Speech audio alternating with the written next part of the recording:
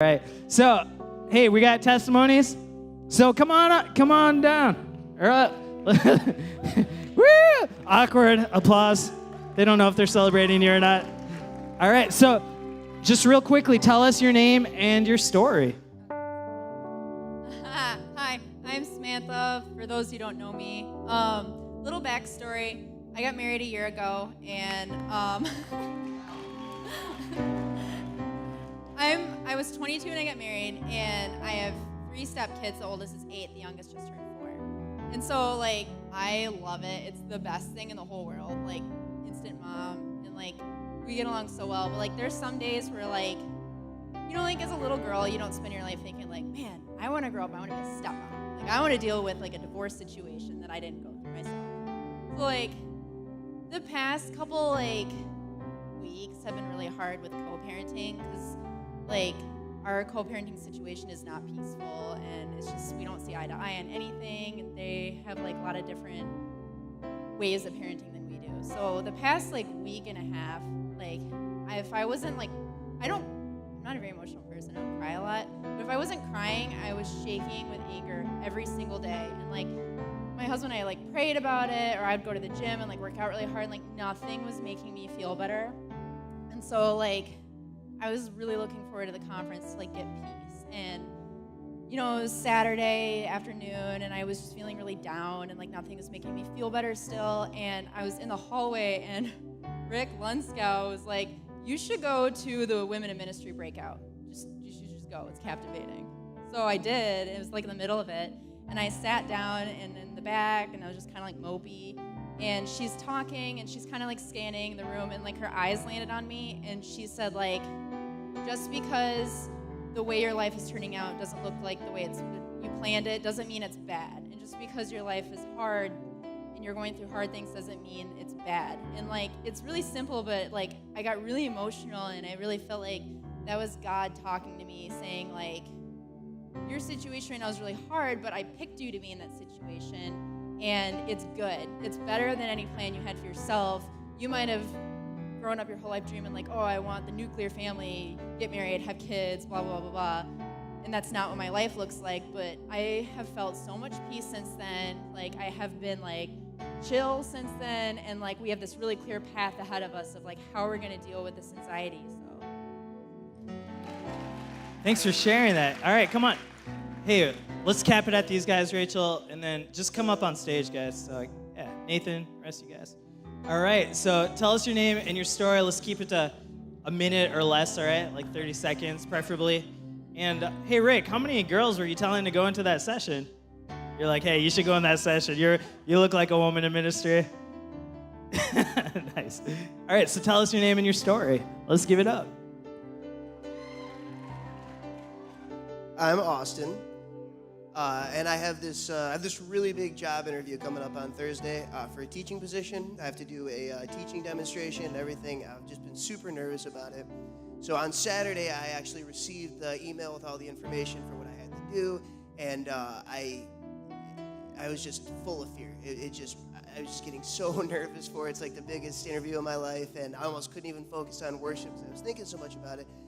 So I was just giving it to God, asking for Him to give me peace in the situation, to just make me feel better about it. And so anyway, later in the day, I ended up getting into a conversation with Peter Portman. Happened to mention to him that I have this job interview coming up on Thursday. Peter goes, "Oh my gosh, that's incredible! I interviewed at exactly the same place." I was like, "No way."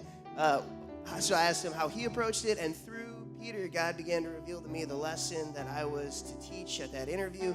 Just completely lifted the burden of fear that I had been feeling. God led me to the one person at the whole conference. I was the only person I even talked to about it, the one person that had been in that exact spot.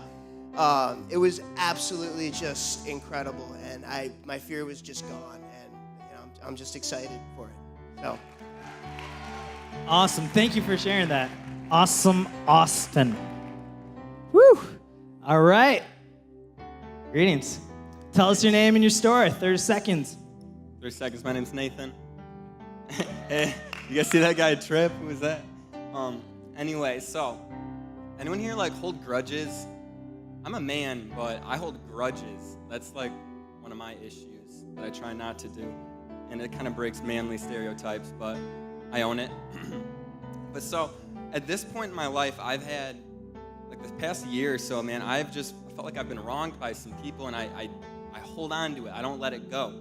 And I was praying for a month up until MonCon, like, God, I don't just expect you to show up. Like, I am desperate because I'm just trapped in my own unforgiveness and bitterness and anger.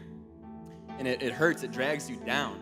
And then Dominic Russo, guy killed it. Holy cow, man. And so he gets on stage and he's talking about, like, people are going to wrong you. But, just like, Joseph, his brothers sold him into slavery and Daniel into the lion's den. Like, it can be God setting you up for your fate and your purpose. When you get wronged, it can be God doing something beautiful in your life. And I just never really thought about that. And so it kind of crushed me in the moment, but it was good. That actually is perfect for tonight's sermon from Pastor Ben. So that's why I was awkwardly staring at him, not because I have a grudge. Yet. All right, tell us your name and your story. 30 seconds. All right, so I'm Kristen. And it was Friday night when Dominic Russo was preaching, and he was talking about how there's so many Christians that are like in the shadows, and they're not like the light on the hill, like the lit city.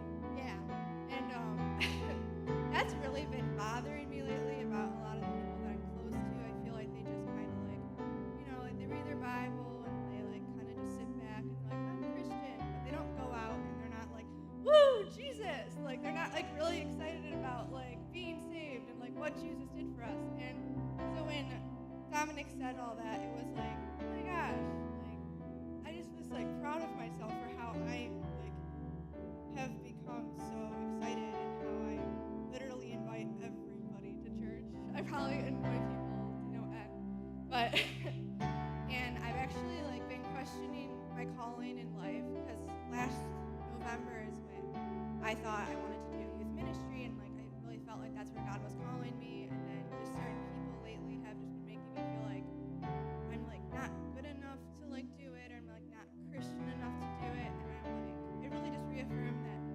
that is where God is calling me, and how important it is to really be on fire for God and to be just like evangelizing and just going out and spreading God's word and God's love. So yeah, that's it. Awesome. All right, tell us your name and your story. I'm oughta, and before Momentum Conference, I honestly was going through a really dry season in my faith, which is really difficult, and I had just been dreading spending time with God because I was torn. Like, I knew it was something that I needed to be doing to grow closer to God, but I just didn't want to do it. I'm going to be honest. I was like, I don't want to do this, but I know I'm supposed to be doing it, so it was a really big struggle. But I just really started praying, like the week before MomCon, that I would just encounter God in a way that I had never encountered him before, and that he would just really like spark that passion in my heart again. And just the atmosphere and all the people were so encouraging at Momentum Conference, and that's exactly what happened. So I'm not quite there yet, but it's definitely become a lot easier to be more disciplined in spending time with God. Thanks for sharing that. All right, Zack Snyder, tell us your name and your story. All right, I'm Zack Snyder. I guess we're all going to talk about Dominic Rousseau, so that's cool. Like, he was, I like 5 years ago, I started going to U of M for engineering, and it's funny, I'm wearing this shirt.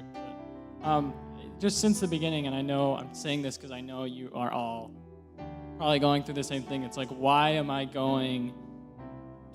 like studying how to work on cars and stuff, and like, why is it relevant? Like, why do I feel like I'm gifted in this area? Like, it just doesn't make sense. And Dominic Rousseau talked about how, I think it was Daniel or David had an excellent spirit.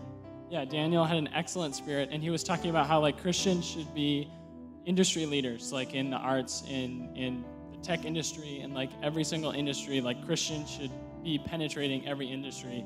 And it gave me so much confirmation as to like, wow, I haven't just been like doing like in it like just because I felt like I should be. It's just like there's a purpose behind this. And like I didn't go and live in Ann Arbor with like a bunch of non-Christian people and like not be in the like Christian club that's like only with Christians for no reason. Like this is what we're supposed to be doing. It was just such a confirmation over my path and my career and just my plans. And it was really cool. I feel like I went to work today and I was just like, this is fine. I should be here. And it was really cool to go to work and feel like I should be there. So, yeah. Thanks for sharing that. Well, God did some incredible things.